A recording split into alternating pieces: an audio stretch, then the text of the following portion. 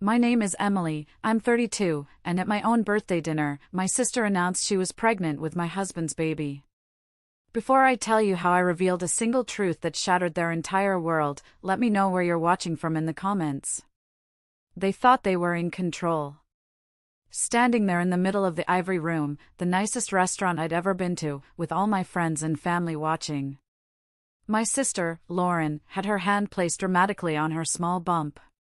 My husband, Mark, had his hand on her shoulder, a picture of smug solidarity. "We're a family now," Lauren sneered, the words designed to be a dagger to my heart. She expected me to crumble, to cry, to make a scene. That's what I was always supposed to do. I was the emotional one, the fragile one. Mark was looking at me with that fake, pitying expression he'd perfected over the years. The whole room held its breath, waiting for the explosion. But it never came. I just stayed silent. I took a slow sip of my Pinot Noir, letting the silence stretch until it was uncomfortable for everyone but me. Then, I raised my glass. A small smile played on my lips. They thought this was their play. They had no idea I wrote the script. Growing up, I was always the responsible one. Lauren was the golden child. When she wanted the $1,000 princess dress for prom, my parents cashed in a savings bond. When I needed help with a textbook for a college honors class, I got a lecture on getting a part-time job. I was the one who fixed things, the one who was steady, reliable, and therefore, taken for granted. They mistook my stability for a lack of passion, my quietness for weakness. That was their first mistake. The ground fell out from under me 6 weeks before that birthday dinner. It was a Tuesday. I picked up the shared family iPad to look up a recipe and saw an email notification. It was from Lauren, to Mark. The subject line was just 2 words, "Our plan." My blood ran cold. I knew I shouldn't look. It felt like standing on the edge of a cliff. But I had to. I opened it. It was all there. The affair, laid out in nauseating detail. But it was the end of the email that made me physically ill. A plan to announce the pregnancy at my birthday dinner. To use the public humiliation to force me into a quick, quiet divorce where they could take everything. Lauren wrote, "She'll be too broken to fight back." She never fights back. I dropped the iPad. The crack it made on the tile floor echoed the cracking in my own chest. I stumbled to the bathroom and locked the door, pressing my back against it as if to hold the world out. I didn't scream.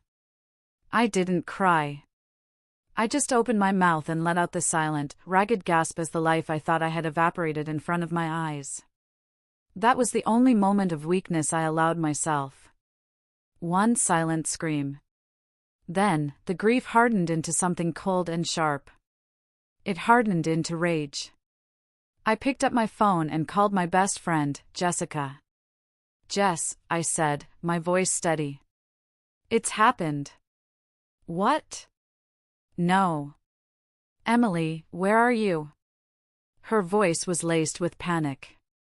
"At home," I said. "But I'm not going to cry. I'm going to burn it all down." My mind raced, connecting dots I hadn't even realized were there. The affair was a symptom. The disease was the lies. And the biggest lie of all had started over a year ago. We'd been trying for a baby for years. It was the one thing I wanted more than anything.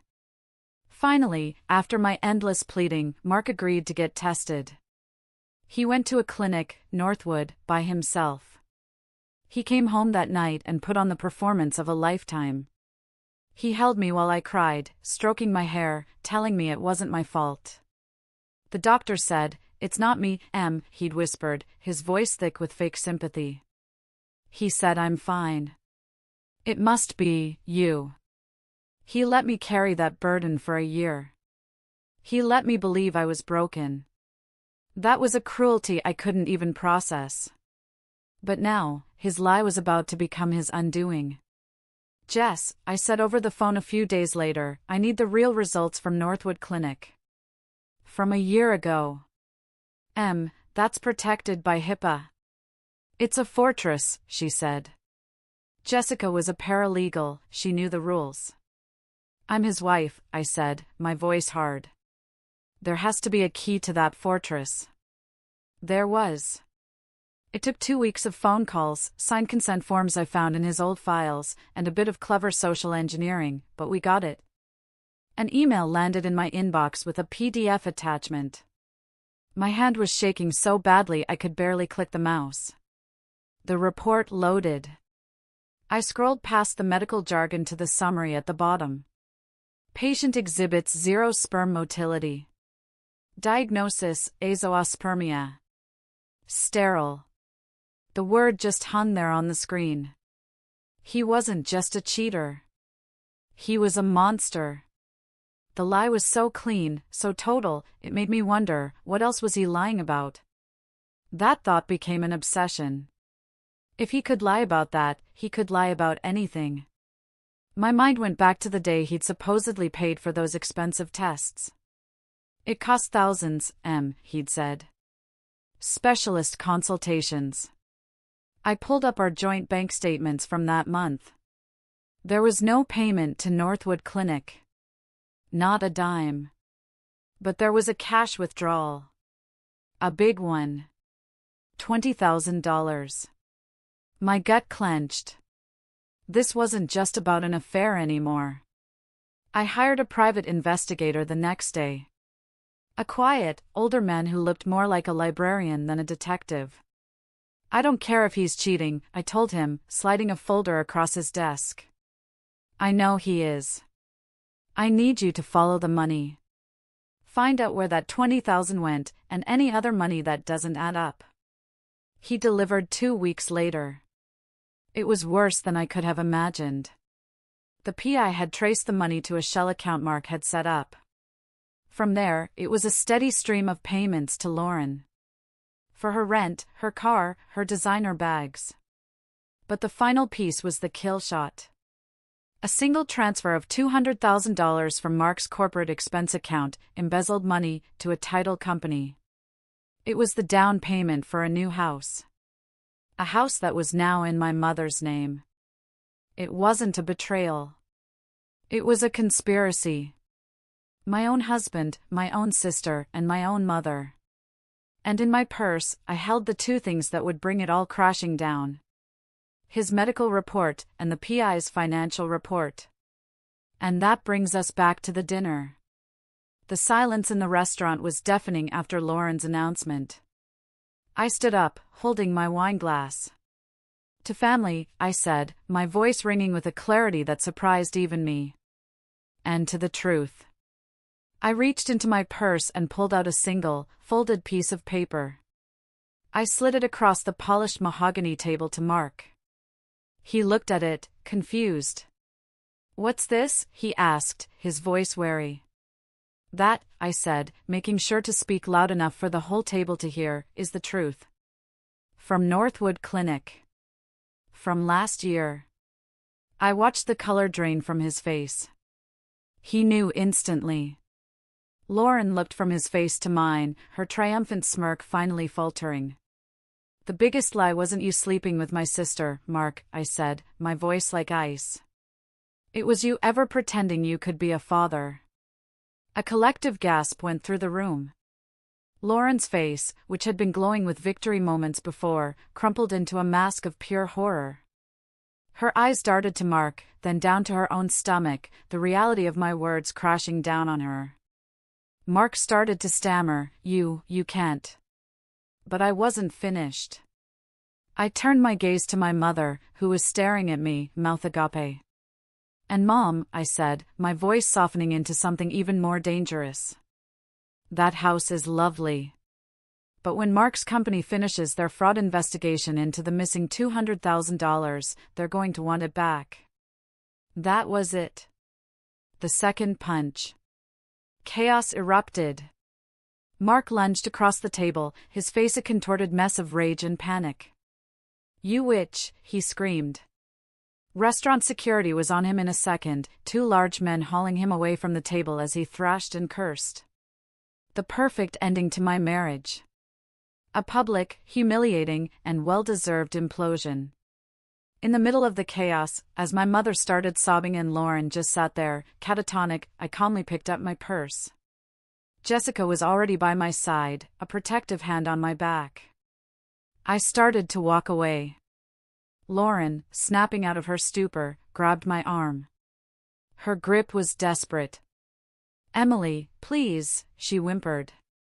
I looked down at her hand on my arm, then back into her terrified eyes. I pulled my arm free. My final words to her weren't angry.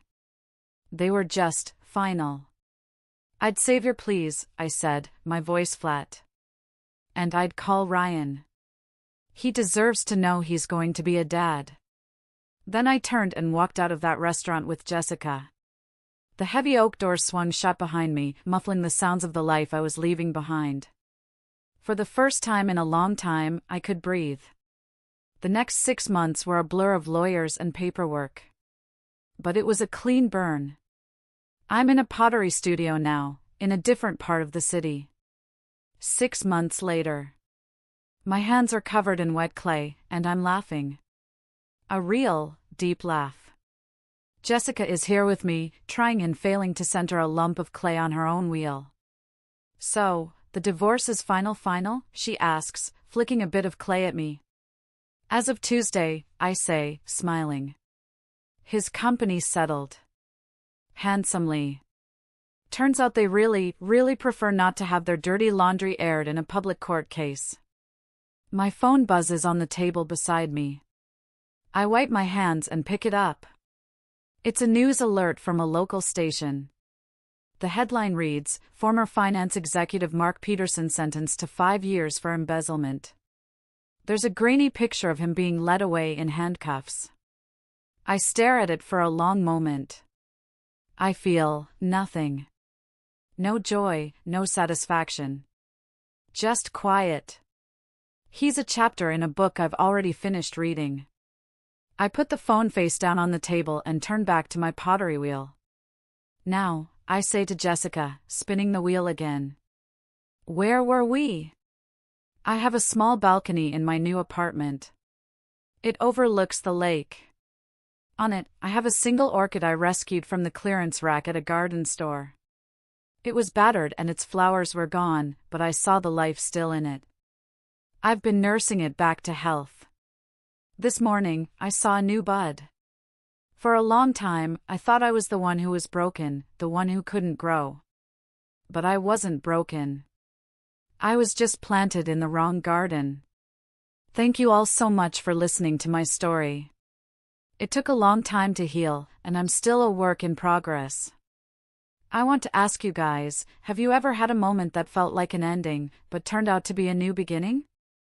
Let me know in the comments below. If my story resonated with you, I'd be so grateful if you'd give this video a like and subscribe for more stories. It really helps the channel out. See you in the next one.